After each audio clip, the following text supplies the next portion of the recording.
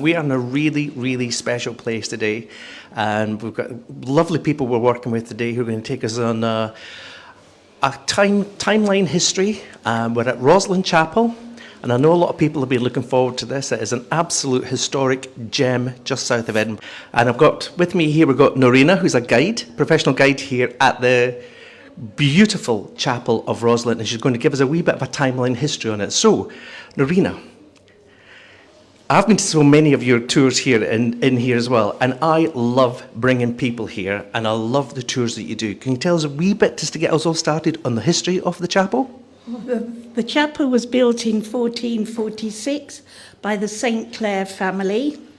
The St. Clairs originally came from Normandy in France, and they were descended from Vikings. So it's Sir William St. Clair. He was a Baron of Rosalind, and he was a Prince of Orkney, and this was his vision and his way to thank God for his wonderful life. But also in the Middle Ages, rich men believed if they spent a lot of money building their own private churches and they were buried in the church, when they died, they would go straight to heaven and they wouldn't have to worry about hell. That's what you call the fast track aisle, or the golden ticket. Yes, passport into heaven, no passport control, no security. So the family settled in Rosslyn. Unfortunately, the church was never completed because Sir William died in 1484, and his grand plan for a massive cathedral-like building died with him. When you wander around the chapel, you can see the start of the transept arms, and you can also see the start of the nave. We have found 91 feet in the west of foundation stones, so we know it would be a very long nave. When he died, his son, Sir Oliver, just wanted to finish the building. So Oliver bricked up the west wall, and there was no west door.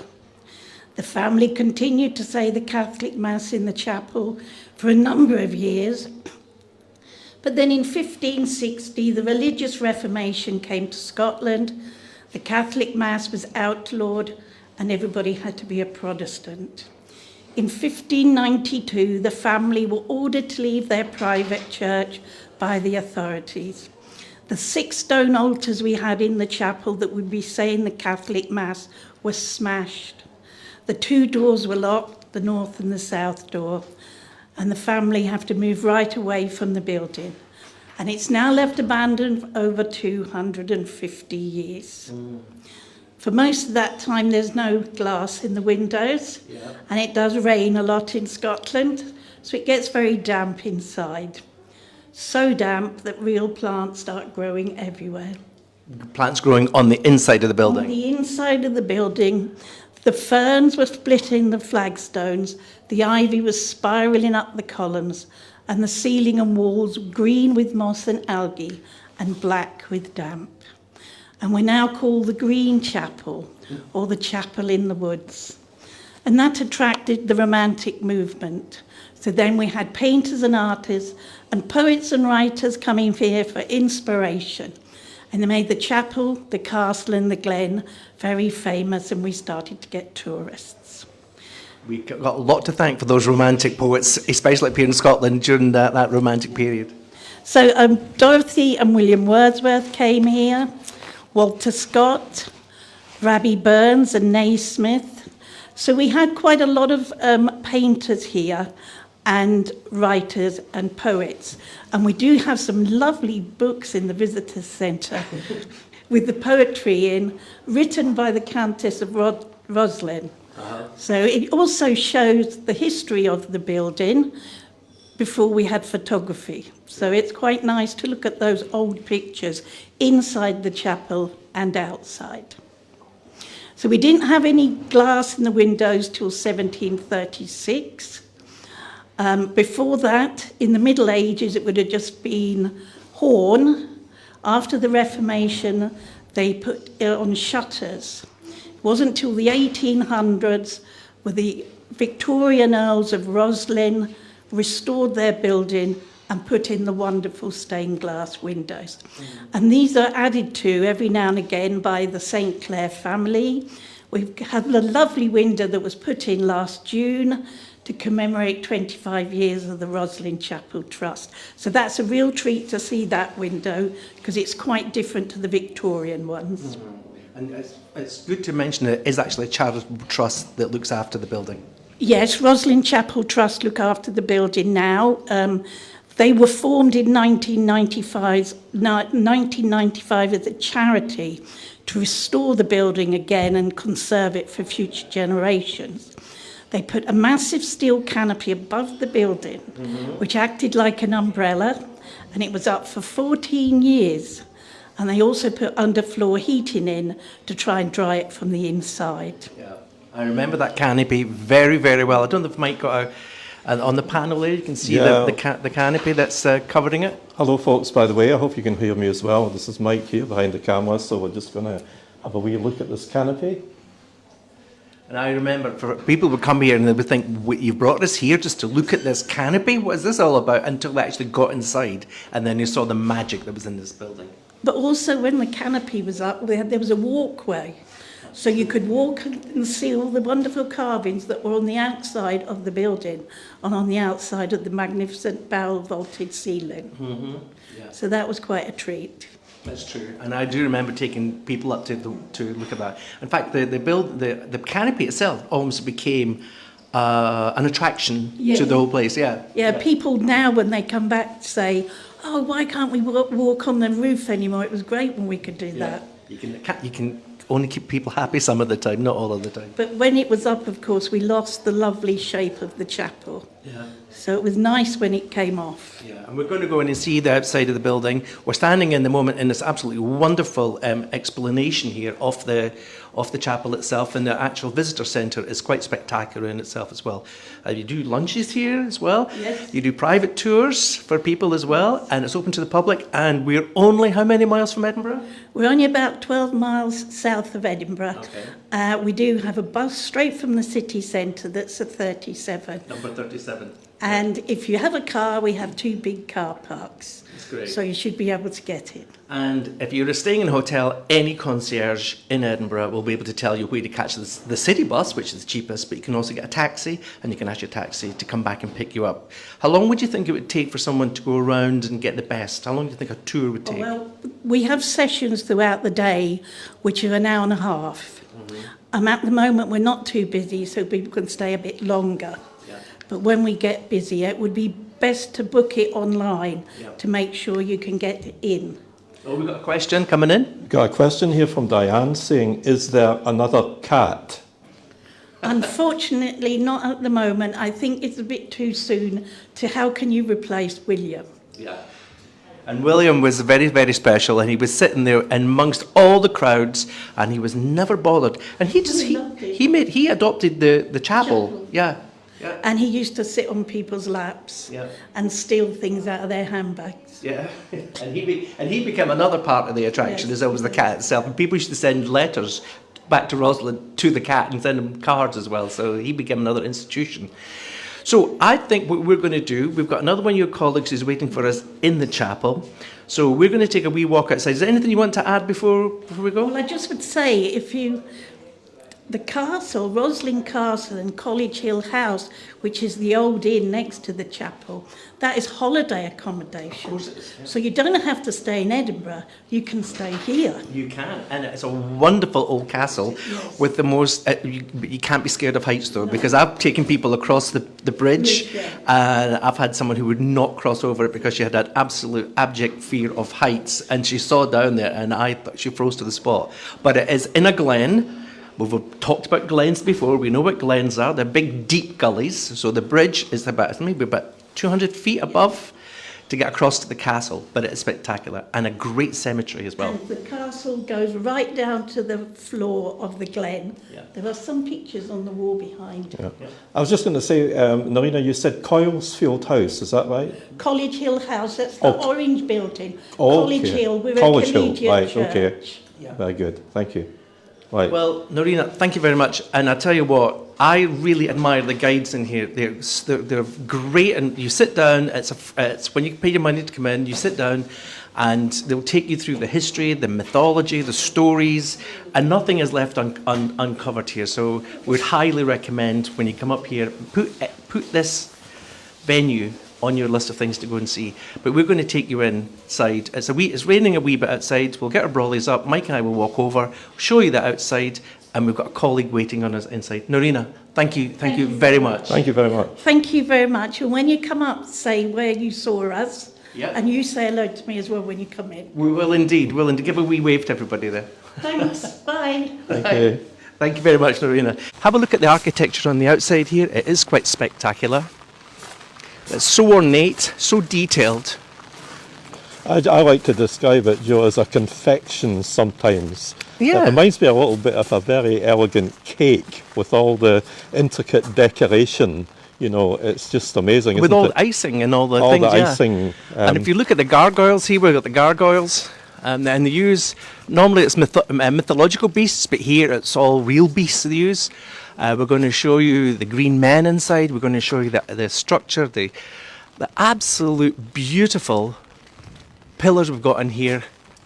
This is only a little taster. This looks like a monkey to me. It does look like a wee monkey, doesn't it? But there is something, isn't there? There's a hidden gem that sometimes people miss, is the beehive. Yeah. Yeah, we're going to have a There is a look beehive, at the and if you beehive. maybe Yeah. point it up to the If you top. Yeah. You look at one of these pinnacles. If you look at the outside drain pipe, to the left of it, there's a little face. I don't know if you can see that. I can maybe do my pointing with my finger. If Joe could hold the umbrella just for a Yeah, minute. I'll try that. I'll try it and see if I can get it. Right, okay. It's that It's here, there. The beehive pinnacle is there. Yeah, because that pinnacle is actually hollow. There's a little flower in there as part of the structure, and it's hollow, and it is actually an active beehive. They don't collect the honey from it, but it is used. The bees come out every year. So there's another little hidden gem. So we're going to walk inside here. It's got a lot of secular decoration, isn't it? It's like you were mentioning the green men. Yeah. And then, of course, it's got a connection with the Knights Templar and, of course, the Da Vinci Code. Of course, we're going to talk about that more inside. So Yeah. people will know this from the Da Vinci Code as well, features in the Da Vinci Code. We'll talk a wee bit more about that inside. And you did mention about the secular stuff, so there's a lot of nods and winks to the Celtic mythology with the green men, and we'll see that when we go inside. I think that when we go in here, we'll just take a wee walk inside. The it's Masonics, the Freemasons as well, of course. Yeah.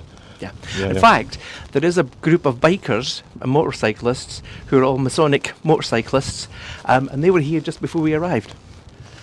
Yeah. In fact, I think they're still here. So we'll just wait for Mike to get in here and get this beautiful entrance to the chapel. So a little bit of wind picking up now as well. And now we've got another guide from Rosalind here, who's Neil. And Neil's going to take us on the inside and talk more about the sculptures and the whole interior, because it is an absolutely beautiful interior. Shall we walk inside, Neil? Yeah. Just Do you before want to say we do hello? that, This is the 19th century baptistry. This is a Victorian extension. As we go through this central aisle, I'd like to have a look at the roof first of all. We will look at everything in detail here, we hope. So we're coming into the main chapel, the main body of the kirk, as it was. It's now Church of England, isn't it? It's Anglican, part of the Anglican community. That's correct. Since 1862, a Scottish Episcopal Church. Episcopal church. And it's still an active church. Every Sunday morning there are services from 10:30 until visitors arrive at 12 o'clock. Then the visitor centre is open then, and we get people through all Sunday afternoon. This is also a venue for evening concerts. Just last Saturday we had Harriet Watts Chamber Choir here. The church was packed. It was a fantastic evening. We just had a wow from somebody in the background. Somebody's been taken back. Should we walk up to the altar? The roof is quite magnificent. Yep. If you can I point think up there. Mike can get the roof in here. It reminds me of, as I said before, of Compostela de Santiago de Compostela. Yeah, I've not been there, but Field of it's Stars. quite an unusual roof. This symbolism here in the west, in this Bay of Stars, is thought to be all connected to creation, to Genesis. On the south side, In amongst the stars, there are angels and a figure that could be God in the act of creating the heavens and earth. On the north side, in amongst the stars, you'll find the sun, the face of Christ, the dove, the Holy Spirit. So the Father, the Son, the Holy Spirit, and the moon is also there, said to represent this presence of the sacred feminine within creation. Everything tells a story in here. Every single image is communicating ideas for what would have been largely an illiterate congregation. I'm told only about 20% of the people at that time would know how to read and write. Yeah, we've already talked about the Reformation, how it was important to Scotland when literacy levels went up dramatically, because we've mentioned before that education was in the hands of the Catholic Church, and only the elite were being educated. And this was a Catholic Church before the Reformation, of course. Yes, and this is also why a lot of the original meanings in these carvings has been lost over time, because of that change from the Catholic faith to the Reformed Church. I mean, it is a very special church. I mean, we did hear someone say, wow, when they came in the door. They were just blown away by it. One of the reasons that we get people to come in through the west door is there is that you know, the impression that there's a wow factor, that's for sure. Definitely. And it's great. Now, we're going to talk a wee bit more because there's so many stories attached to this. Some of them mythological, or some of them can be real, and some of them be bended a little bit. People's opinions, of course, that's all legitimate. I mean, I had to try to get a handle on this one time by asking an expert about, is it legitimate for people to take an image and have a way of using that image for teaching, for instance, to have an alternative interpretation? And I think the answer was, it's acceptable. One single carving can often have layers of interpretation, so it's not just one single thing. But it's the carvings in here that are spectacular, and this is what really blows people away. And it's not only just the carvings itself, but every single pillar tells a different story, and some of the pillars are so ornate, and we're going to talk about the pillars, because there is a story attached to the pillars themselves. We've talked a little bit how there's a nod and a wink to the Celtic culture with the green men, so they're bringing in sort of secular and religious stuff all together. It's a crossover. I mean, it took a long time for some of these ancient pagan ideas to take a back seat, if you like. Yeah. Before we go further to the east, this is a little carving that we think represents the founder of Rosslyn Chapel, the man who paid for all of this work. Now, you would have heard about his family living in the castle in the Glen.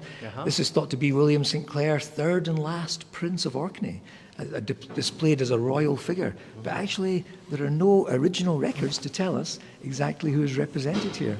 It's just thought that that's who it could represent.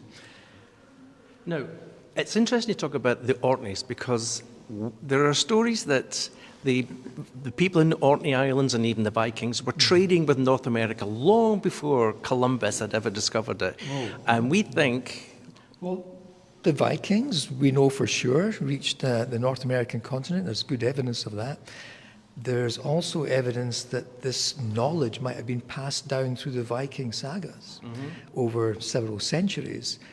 There is a family legend here that says that William's grandfather, who was the first Prince of Orkney, Henry of Orkney, is said to have sailed the North Atlantic in 1398. Now, this was an expedition of 12 long ships containing over 200 knights, and it's also thought that some of those knights were members of the Templars, the Knights Templar, and that they were seeking a new world to start again, perhaps. So we've got the Masonic history here as well. Yeah, it all seems to be intertwined. I mean, some people say that what we know today is modern Freemasonry kind of evolved from the Templar ideals and beliefs and ritual.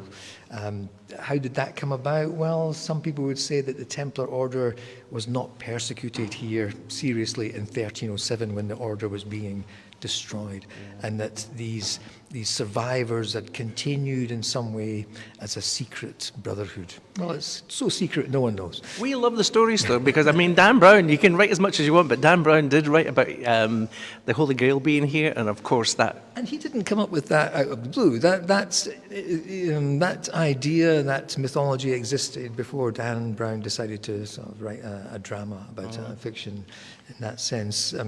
You will have heard of the book Holy Blood, Holy Grail, Yes, indeed. published in 1980s, very controversial, of course. And still being added to by other contributors at the moment. Yeah, I mean, the more this research that's done, the more these ideas seem to be, more, what shall we say? Well, I don't want to get too controversial. No, but let's leave controversy. Let's just Draw a line some under people say that. Well, some people say, if you think about the underlying or the subtext of the Da Vinci Code story, is that the building had a special purpose. It was a reliquary, and this was to contain something called the Holy Grail. But what the Grail might be is obviously discussed and disputed by many people. Maybe that's something that we'd hear about in the comments. Okay, yeah. So, shall we take a wee walk around? We'll show some of the carvings that are here as well, Neil, because there's a couple of the pillars that we talk about a lot here, and it's the Mason's Pillar and the Apprentice's Pillar, which is a great story, which I think is... We got another question coming Well, up? I was just going to say, before we leave this bit, could we actually have a little chat about the rose line in terms of the boss, I think, which is in the centre of the vault up there, Yep. Neil? Well, this up here, yeah. there is what looks like a pointing keystone. These are all keystones up in the apex there. This particular one has a shield carved on both sides. The shield is held by hands, and it seems to point, if you come down this line to the pillar and stand directly between these two pillars, you're directly under that keystone. And this is said to be the spatial center of the building. And so we get pilgrims coming here, people who want to see if they can tune in to this energy here. The earth energy, known as telluric energy, is said to be concentrated in this spot. Now, I must admit, I am a bit of a skeptic, but if you come here, you have to try it because, well, why not? Okay, I'm going to try it. I think there's a loose connection to standing stones with ley lines That's right. and things like that, isn't there? People say that these ley lines are detected in certain places, and then on those sites you'll find ancient standing stones, Christian churches, temples from all religions all over the world, because obviously they're not just here in Scotland. This is something that goes all over the whole globe, and that throughout the world you see these sort of energy spots are usually have a religious connection. Yep, excellent. Patty's just made a comment about Dan Brown thinking that the Holy Grail was Mary Magdalene in the I always thought the novel. Holy Yeah. Grail was the cup where they captured the blood. Well, actually, when the Grail was first written of in the medieval romances, it wasn't really an object. My understanding is it was a quest for spiritual enlightenment. This was connected to the code of chivalry. And then there was an association with the cup of Christ, the cup of the Last Supper. And then more recently, writers like Dan Brown have said that the Grail was a symbol of this bloodline that continued down from Jesus of Nazareth and Mary Magdalene. That's why the book was very controversial. That's why that's why it sold so many copies, I guess. Yeah. And keep the questions coming while we're here, while we've got Neil here as well, because it's important that we get as much information to you, because we really, really would highly recommend this place as a place to visit, whether you're coming with a group or you're coming individually. Put this place on your list of things to do in Edinburgh. You'll be really amiss to leave Edinburgh and not come here, considering we're only 7 miles. 7 miles from the city centre. Yep. So let's talk a wee bit about the pillars, shall we? Well, Shall we walk up here a wee bit and we'll get in the camera? Or Mike can go around and pick up while we're talking about it. Yeah. Yeah, I'll follow. I'll Yep. come around this way. Well, I will have to point out one or two things from here. From here, that's yes. Yeah. So the story is that in the early days of the construction work, before any of this existed, a master mason carved out this pillar here, or at least one section. Go around and have a And look. when we look at that pillar, you'll see that each section above is identical to the one below it. And so other masons could replicate the initial design work. Remember, nothing else exists. They started to build the walls and the pillars. All the carving is being done as the building is under construction. And somewhere in the construction work, when the master mason has gone on business abroad, or he's seeking inspiration for this particular pillar, various versions of the story, but the master mason's gone, and an apprentice falls asleep somewhere in the construction work, and while he should have been working, he dreams that he's working, and he dreams about carving out a pillar where dragons are circling around the base of it. Now, these dragons are thought to be related to the Norse mythology of Yggdrasil, the dragon of the Niflheim chewing on the roots of the tree of life. This might hark back to the St. Clair's Norse or Viking origins. There's also the idea that it could be one single creature, and it's depicted at different times of the year. And so this is a continual fluid movement of the seasons. And then the vines, forming 4 pairs, spiral up the pillar and are said to spread throughout the whole building. So all the vine work here is symbolically originating from this one point. This is a lovely idea. And so this young lad describes this strange dream to his friends, his colleagues. Eventually, William, the founder, gets to hear about this, decides this boy has had some sort of vision, perhaps even a message from God. And so the apprentice is allowed to go ahead. He carves out the dream that he had, the pillar we see today. Now, this would have taken many, many months of work to complete. So after all that time, the master mason, he's long forgotten. But then one day, he returns from his travels. Now, we can imagine the master mason, he's full of ideas, he's keen to get stuck into this task, but then he arrives to find that not only is the work already done, everyone's saying it's much better work than his. And so he gets a bit jealous, but then he finds out it's not even the work of another master mason of his standing. It's one of those upstart apprentices.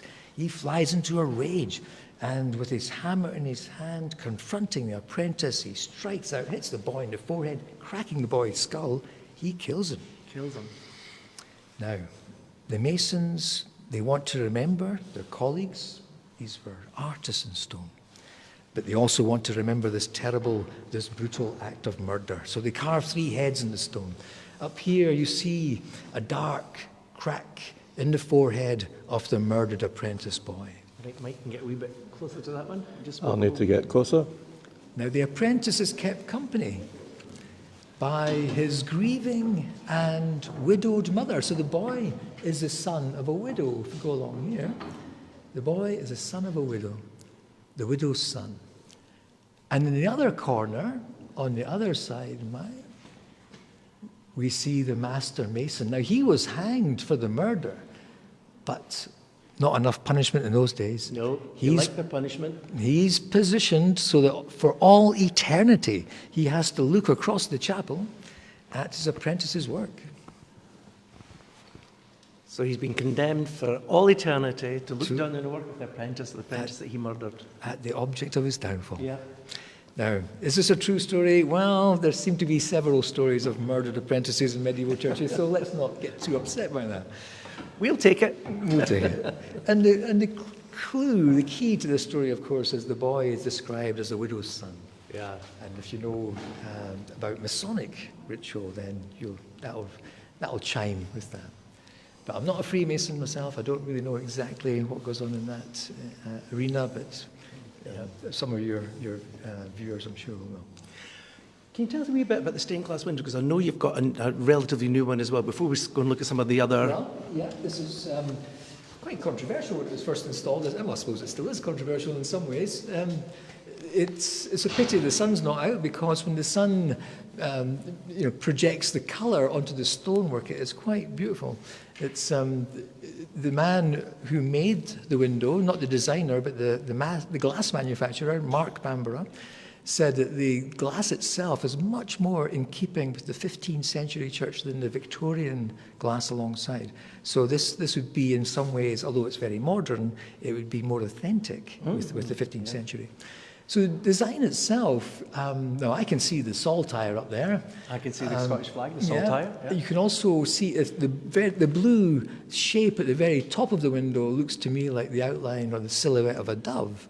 Could we say the dove of peace, perhaps?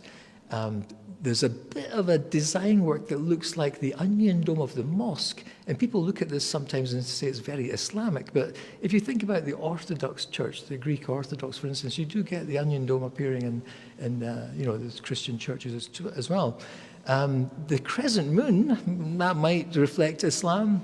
Yeah. There seems to be something going on just below the moon with the stars. I can see the shape of the plough there, the Big Dipper. Yep. And that would be connected to the ancient symbol of the swastika. Not the Nazi Not the version Nazi of it, one, of but- course, but yeah. the ancient symbol would be a symbol of peace and prosperity and good luck. So these are positive symbols within a very modern window. Whether that's what the artist intended, who knows? Because he didn't give us any notes for interpretation or to interpret the window. He relied on people interpreting it for themselves. And the artist is Joe Tilson, who is 93 years old, still working. Back in the 1960s, he was a member of the British pop art movement, a contemporary of people like David Hockney.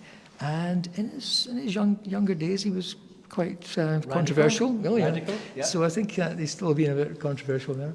But certainly, it's a very modern-looking window, but I think I'm getting used to it. And, Well, I think the colours are great as well. I mean, the colours itself. absolutely, Yeah. especially with the way it's projected onto the colours Yeah. projected onto the stone. And it's on the south side, so it's going to get the sun Absolutely. all day coming in for it. Yeah. And it's interesting that during the course of the year, because it's been here since last June, the colours on the floor in the summertime, but as the sun, or as we change, positions with the sun and everything, the tilt of the planets, the colours go up the wall a bit. So we get the different things are being lit up in colour throughout the year. So it's a nice new addition to the chapel. While you're in this area, I think, Neil, there's something about a whispering loop, is there not, near the door, this is which thought to many be people don't know this about. door here. Yeah. Now, The confessional door. it's told. I mean, it may just be it's an architectural feature that happens to have that effect. If you have one person with their ear against this channel and another person whispers into this channel, the sound goes all the way around, and it's like someone's whispering directly into your ear. It is that immediate. So I don't know if you want to try it for yourself. We will certainly try it. So do you want to whisper something to our audience, and I'll put the microphone into the... Yeah, so I'll go over here. Ready? Welcome to Joe and Mike's virtual tours. So hopefully some people picked that up. No, I had, but I heard that there was an Irish woman who was here, and Yeah, I wasn't here that day. Okay. I did hear it was, well, my version of the story was a Catholic priest Okay. who said that in a little church in Ireland somewhere, they had something similar, they called it the whispering door, where they would whisper a confession. Yep. But whether that's accurate or not, I have no idea. Well, I was talking to my cousin Frances when she was up here about we grew up Catholic and we used to go to confessions every Saturday, whether we sinned or not. Well, for the sinning yet to come. Yeah. Your insurance policy, you would sin ahead. Say your Hail Marys and your Our Fathers. They heard it. I've heard it? I've just Excellent. had a message, yeah. That's excellent. And it really works. Well, if you you go didn't in... hear it, did you? I didn't hear you. I didn't hear what you Yeah. said. Yeah. What did you say? I said, welcome to Joe and Mike's virtual tours. Okay. I didn't hear it at all. So, but when I look at some of the carving, because it's a three-dimensional aspect of this whole carving that just amazes me. The concept, yeah, because it's not just a random collection of individual carvings. There is a concept here, and it's one of these things that you don't really notice it at first. It's one of these things that you sort of get to know when you have more and more time to look. And here, for instance, there's one of those green men that you mentioned. yeah. We love This border that goes around the chapel is described as an ornamental string course. And it seems to be a border that contains everything above it. It's almost like the pages of an illuminated Bible have a border around the page, and in that border of vines you sometimes see sometimes quite humorous things, like a rabbit with a sword fighting a snail, for instance. Sometimes you see people with vines coming out of their mouths, the green men. So here's a little green child. Oh, yeah. And you can see he's a very young face, and there's a vine coming out of the mouth, and it goes around like this, a big leaf. Yeah. And here there is a green man. And you see two vines come out of his mouth, and it's almost like he's crowned with leaves. And then on the other side of this window, in the same position over here, unfortunately, a face has been broken off, and the same crown of leaves on the head. So it's almost like these two are coupled. And in the next window, of course, there is a couple, a man and a woman, and each couple have the same crowns on their heads. So they're linked, which that means this would be a green woman. Oh, yeah. And then you have a mother and a father and a child. And a child. Okay. And a green family, as far as we know, is unique to Rosslyn Chapel. There's so many things that are unique here, though. So many things. Just a question I'd like to ask. Do you know how many green men are altogether Well, here? when Has anybody counted them? When I first started working here, somebody told me 107. I've not taken the time to count them all, but certainly looking around, you can see them everywhere once you know what you're looking at. Yeah. Just a little tip for Joe, maybe to hold the microphone a bit nearer To me? To Neil? To Neil, I think, at certain points, yeah. Okay, Yeah, sorry about that. Yeah. Okay. So let's have a look at one of the things I really liked here is these sort of three-dimensional bosses, you would call them? This would be a pendant boss, the one coming in from the outside. Now this would act like a keystone, because if you imagine these vaults supported by timber, there'd be a gap here, and this stone would be lowered in from outside, so it locks the whole vault into place. And they take that opportunity to make it a feature as well, as this one is all about the Nativity, with the Star of Bethlehem here, the H-pointed Star of Bethlehem. And so these are the figures of the wise men, the figures associated with the Nativity. It's just the intricacy of the detail that the people did, and the skills that they had in those days is just absolutely phenomenal. So when you consider that this is all about the birth of Christ, the birth of the Saviour, then those angels with their musical instruments, you see them up on those pillars here. There's the bagpipe playing angel here. Yeah, Mike, that's one for you. That's one for you, Mike. Scottish angel, Yeah. And then they're all praising the birth of Christ, of course. Now there's more of those green men in between each of these angels, these vines coming out of the mouths. There's another one on the other side. In between all of those angels, you'll see green men. We've been asked a question, Neil, again. Yep. What is the significance of the green men? Well, again, it's like, as I said earlier, where one single image can take on several meanings, and the green man seems to represent lots of different things to different people. It is a very ancient symbol that goes way back into the mists of time, as they say, so no one's quite sure of the origin of them, but they always seem to have some association with the natural world, this association with us and nature. These, after all, are mostly human faces with vines coming out of the mouths.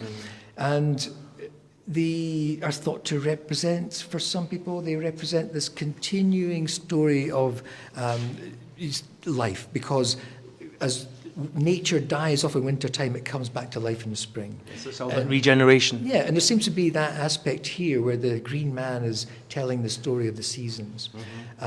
There's obviously a Christian version of this, an interpretation where when Adam dies, his son Seth is instructed to put seeds into his mouth, and these seeds eventually grow into the tree that Christ is crucified on. So there's a connection there, obviously symbolic.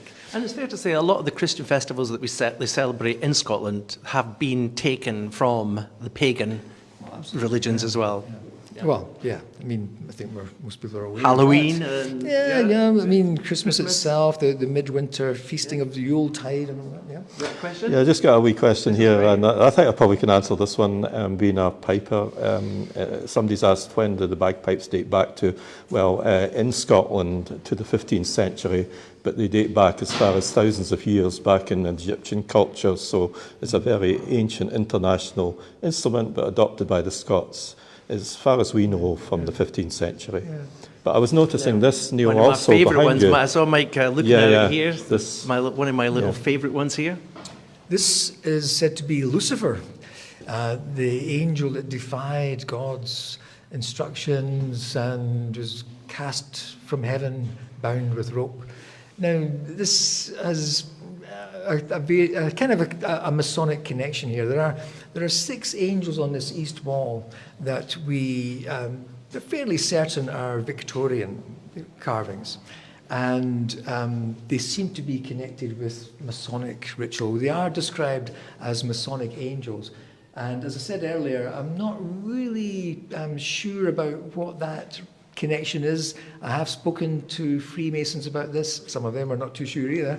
But Lucifer, if you think about the name, it's bringer of light. And so could it be, and this is a question I don't really know, could it be that this is a symbol of someone who is thinking for themselves, free thinking, not just taking everything on faith. And this is maybe intended to get people, men especially, I guess, to think more deeply about life and spirituality and that sort of thing. What do you think? You said it's your favourite. It's Joe. one of my favourites, and I think it is because you see, I think it's because they're actually bringing Lucifer into the church and symbolize, because you very, very rarely see, especially growing up Catholic, you never ever saw any symbolism of Lucifer in the church itself. But here, the message is clear. He's tied up, he's wrapped up and he's fallen from heaven. But if you think about when it was done then, if it is Victorian, this is moving into the time when, this was more connected to the Reformed Church. Yeah. There are 2 other images that are devilish. The one down on that wall where there's some people describe the 2 figures as 2 lovers and the devil is there.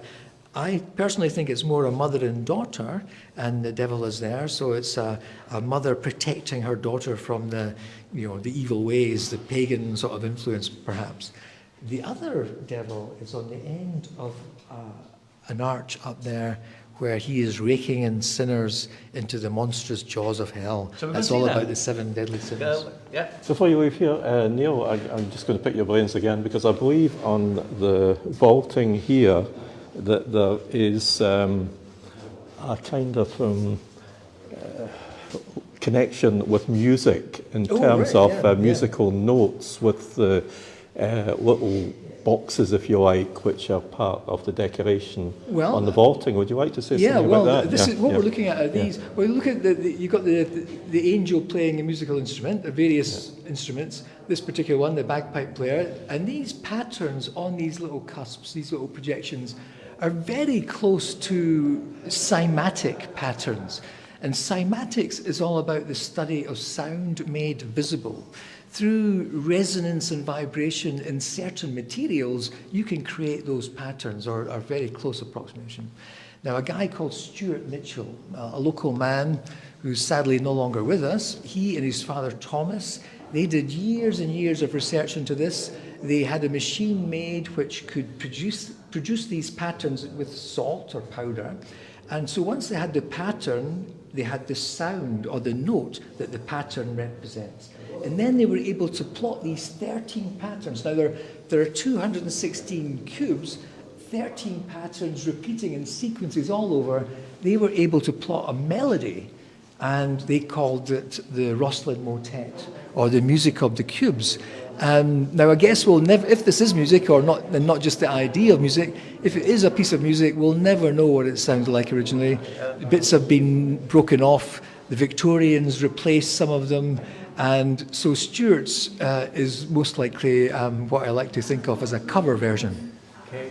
I mean, it is just loaded in different layers of mystery, isn't it? Absolutely. It's a fascinating building. And it goes on and on. And I've been here for over 10 years and I'm still finding out more and more about the church all the time. Yeah. So we're going to have a look at that. Just before we leave it, I just want to make sure the viewers have seen the Apprentice Pillow, because when you were talking about it, I was scanning it. So maybe just have another look at the Apprentice Pillow. Yeah.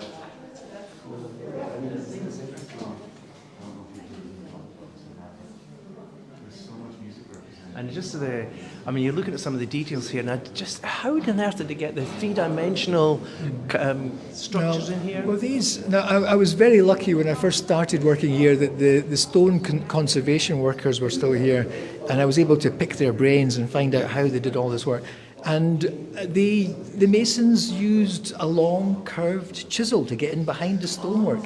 And they got in behind there, they were carving out the stones to create this kind of filigree, this kind of basket work. lattice work, this is gorgeous. And I'll show you, if you can zoom into the pillar on the other side of this one, there's a little bit where the carving's damaged over here, Mike. Okay. Now, if you look at this piece, this is how it should look, where 4 leaves come together. They've been broken off here, but what you can see in there is a little sort of thumb thickness of stone there that would have been holding that in place. So very delicate, which is why it's broken. But it shows you just how much stone has been removed to create that, and it's quite incredible. I heard a story, I don't know if it's just a story, but when they scanned this pillar, they were able to pick up something metallic inside it. Well, you've heard the opposite of what I've heard, because this seems to relate to a time not long after the Da Vinci Code film came out, when a man arrived here with a big sledgehammer or something, believing that the Holy Grail was embedded in this pillar. He was about to start breaking the pillar apart. And so the trust thought, well, we can't have that happen again.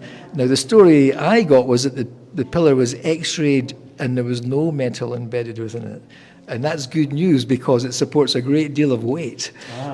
Yeah, because I thought, I'm kind of connected with art and sculpture as well, and there used to be a tradition where they would bury their tool, not in this particular way, but in their artifact once in some way before they actually finished as a signature. Well, I remember reading about this, the first stone in the northeast corner, the first stone would have something buried below it.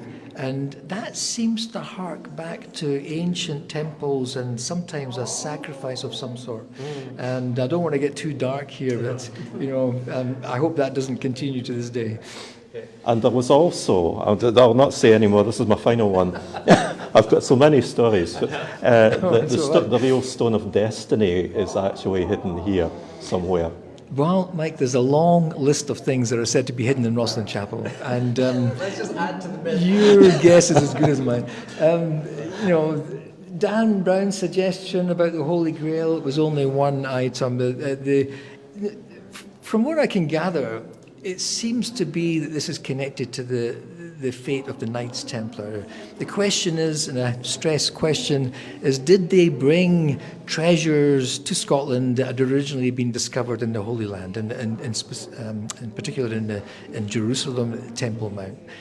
And so there's a long list there. And then some people say the real Stone of Destiny was hidden here at Rosslyn, while the fake was taken away by the English Edward the First. I was just about to say that. And so Scots. exactly. And so that would be before this was even built. But was the stone somehow secretly brought here? We're also talking about the crown jewels of Scotland, some of Mary of Guise' personal jewellery that was hidden at Rosslyn during the time of the rough wooing when Henry VIII's army were attacking the castle at Edinburgh, that some of the jewels are said to be brought here.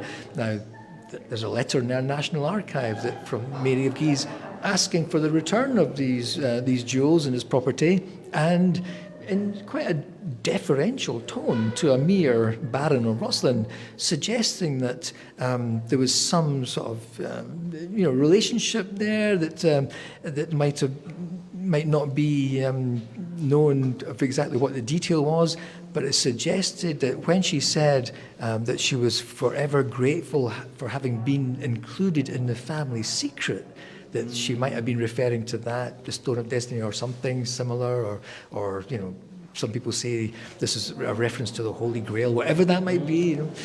Well, it just makes it more appealing to come and see this place as well, right? This is a question from one of our viewers. Yep. What tartan is your tie?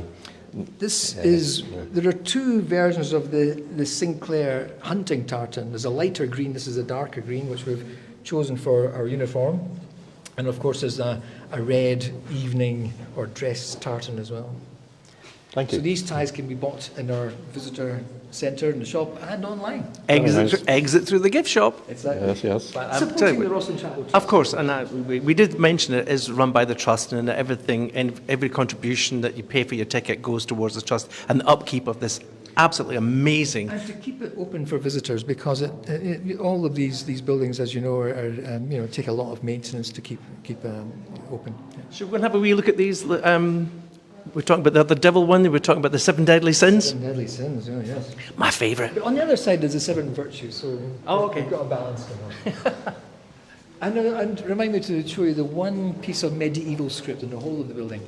So this side of this arch up here is above us, right above your head. You might have to step back here. Oh yeah, I'll come back a bit. Here, these are the virtues.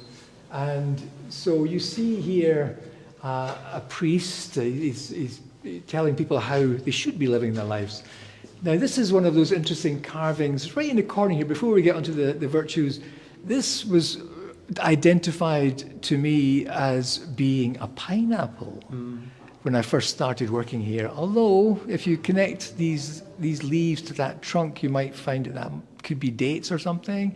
It's only one of several exotic plants here that are thought to be from far afield, from other countries, possibly even from across the Atlantic. But we'll get on to that. So here are the virtues, and I'm not going to relate them all. I don't think we've got enough time to go into detail about them. Just to say that if you live your lives well, there is St. Peter with the key to the gates of paradise, a reward in heaven.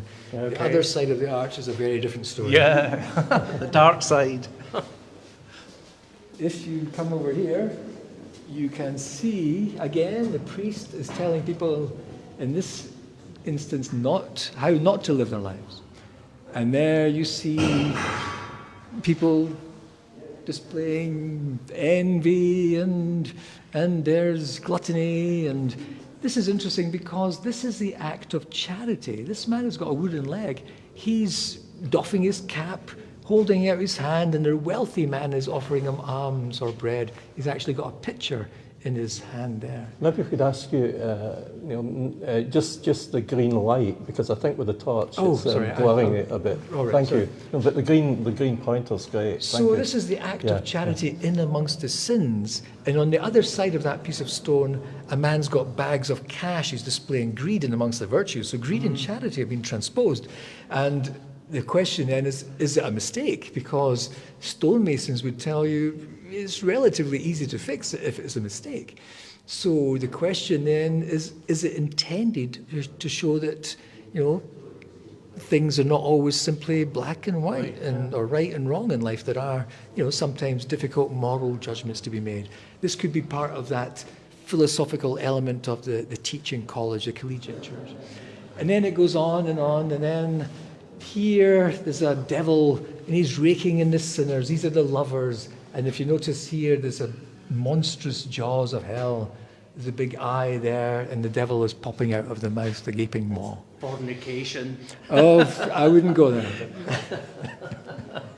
So it's all about sinfulness and etc. Now we're aware of your time because I know you've got a live tour at 4:00.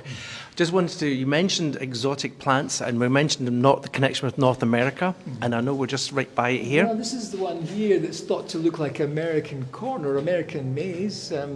Goes all the way around the window here. The problem for me is that they're not scientific or botanical illustrations. We can't be that certain of what they are. They're stylized. There's this plant. There's also a plant called Trillium. There's one that looks like aloe vera. People might want to come here simply to have a look at these for themselves and make up their own mind about it. If they are North American plants, this might relate to that voyage I spoke of earlier, the founder's grandfather sailing to the New World. These all happen to be either food crops or medicinal plants. Trillium is a medicinal plant, as well as the aloe vera. They would be valuable in terms of trade. Was this kept secret because they would be valuable and they wouldn't want others to exploit their findings? That's all possible. Or were they trading with the North American indigenous people with it? Because it's Indian corn, which is not, we don't get it here. Maize was introduced in this country for centuries afterwards. Yeah, well, you're right. That could be part of the meaning behind it. It was a valuable commodity. Well, Neil, you have been absolutely fantastic, as always. We've really enjoyed your company. We're going to take a walk outside, because I know you're going to do a talk at 4 o'clock. It is fair to say that when you come here, the guides will give a talk. They will explain the mysteries and are also open for question, and they're excellent people to get to know when you're here. I cannot emphasize enough about how lucky that Mike and I are to be able to collaborate with you guys, and we want to thank you very much for allowing us to come in here. I think our audience have really been looking forward to this as well. I'd just like to add to that, because this has been so special, because normally when you come to Rosalind, they do a fantastic guided tour and you sit and listen, but this is extra special because we've had Neil taking us around and pointing things out. And we had a question about photography being allowed in here, and no, it isn't normally allowed, but this is a very special privilege that we've had to have this interview with our fantastic guide Neil, so thank you very much. And it's fair to say that there are guidebooks in here that when you come in, you can pick up. Then there are boards that interpret everything for you. They've got a little map that will guide you through the various sculptures that we've been talking about and give you an interpretation of it. Everything's been brilliant in here today. Well, the guides are always happy to try to answer questions, but I did say I would finish with the only piece of medieval script. You did. Can we just do that? Yes, we can. So the lettering's up here. It's a Latin or Lombardic text, and the translation is: wine is strong, the king is stronger, women are stronger still, but truth conquers all. Oh, that's great. Absolutely brilliant. So we'll just get a wee deck around here. Mike and I will walk outside. We're going to take a walk around the building itself, but Well, thank you. thank you very much indeed. Thank you. Pleasure. Say bye-bye to all of our viewers there. Goodbye, internet people. Bye. Well, lots of thank yous. Thank you all over the world. Thanks Yeah. very much. That's fantastic. Thank you very much, Neil. We know you're a busy guy and you've got a talk to do. Our visitors here. Okay, thank you very much indeed. So we'll just continue outside. I think just point out this little one here. I think Moses here, Joe, Yep. who is portrayed with horns, I think, because it was some sort of error in the Testament. Is it the Old Testament? Something about the reading of it, which described Moses as having horns with a misinterpretation. So that explains that there, that wee one there. And I also believe they've got one where it's got the heart of Robert the Bruce. That's the other one, yeah. Yeah. There's so much detail and so much intricacy here that you can spend hours in here just looking for clues and looking for different symbolism in here. And down the stairs, somebody asked about down the stairs, and it was used in the Vinci Code where they went down the stairs, but I'm afraid it was green screen that they used beyond the end of the stairs. So. And they've taken this. There was a symbol on the just above the stairs, which always is part of the movie, but they've taken down. But a lot of it was green screen stuff. I can tell you about I've got a Tom Hanks story. When they were filming this, Tom Hanks was staying in the Balmoral Hotel, and I was working with a group before I became a guide. We were doing. We had people coming up from Norway and from Sweden, and of course they're all really tall people. And I was gathering people together because we were taking them all down to the Scottish Parliament for an evening of entertainment at the Parliament. And I was left to bring up the rear of the group. So there was a couple, and I have to say the Norwegians, they do like a good drink when they come over here. You know, it's cheaper, and they do like to go a little bit crazy. So I was bringing in up the rear. A couple had missed the coach that was there, so I was getting them into a taxi, and I was waiting at the elevator. So the elevator opened, and out came the two people that I knew, and there was a third person there. So I gathered them all together, and I was actually bundling them all into a taxi. And this guy turns out with an American accent, and he said, "I don't think I'm with you." And I said, "No, we don't have any Americans here." And I looked at him, and it was Tom Hanks who had come out of the lift. I was trying to corral him into a taxi, shove him into a taxi. He didn't know where he was going. That's what Edinburgh's like, isn't it? You don't know who you're going to come across. No. This wee piscina, isn't it? This is for where they would wash or clean the goblets and the artefacts and so on, isn't it? Yeah, that's it. So should we take a wee walk outside? Because I know what time is getting on, and I can show you I was mentioning this other plant that comes from North America, the Trillium, which is just on the exit here.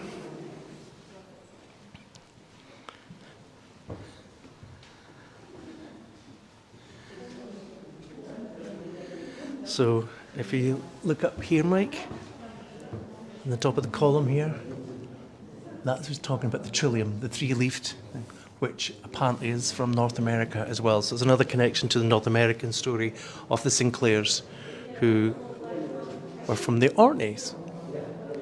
So we'll just finish off with a little walk around the outside. But I don't know about you, Mike, but I feel so honoured to be able to come here and be able to film inside. Yeah, that Rosalind was such a special moment in there. With that knowledgeable guide and pointing it all out in such detail, and there was some favourite hidden gems that he was talking about that you might not normally hear about in guidebooks or even sometimes on tours here. So see what we're doing is I would like to do a wee shout out if I can, Mike. I was going to do a big shout out for all the guides in the Scottish Tour Guides Association over, because I've got our umbrella on here. You can see that. So if you're looking for a guide in Scotland, that's our address there. But I'd also like to do a big shout out to our fellow guides in England and Wales, because I know we've got a following with our Blue Badge cousins down south over the border in both England and Wales. So a big shout out to, I hope everything's picking up. It looks like things are picking up here in Scotland, and I'm sure it's the same down south, that hopefully we can get back to normal again. So big shout out for all of us Blue Badge guides throughout the whole of the UK. Go with that, yeah. And we just want to show you, before we finish off here, some of the ornate carvings on the outside of the building. Now, we did mention that there was a big cage or a big box put over the building while it was being restored and repaired. And it's fair to say a lot of money was earned from the Da Vinci Code itself that helped in the repairs. So a big thanks to Dan Brown and Tom Hanks, I think. I heard a good phrase about the rain in Scotland. And they said, today's rain is tomorrow's whiskey. Yep. Which, liquid gold. Liquid gold. Yeah. So, or liquid sunshine. Today. We call it liquid sunshine. But we'll finish off with we mentioned the glen and how deep the glen is. And bear in mind, you can actually use the castle here as a rental. So if you're looking for a very, very special place, for a very special location, you can rent out the castle here. And it's down a very deep glen, but the absolute scenery is gorgeous here. And some of these empty niches, Joe, they would have had saints and the Virgin Mary. Of course, this would have also been affected by the Reformation, wouldn't it? Yeah, they'd have been destroyed. And it's fair to say there's a huge gap in the religious history of Scotland, because a lot of the stuff was damaged and lost. A lot of the art was lost during the Reformation. The Reformation didn't happen overnight. It was over about 100 years, basically, but there was a lot of destruction that went on. And I think, Mike, if you can see the gargoyles here, we'll finish off with the gargoyle.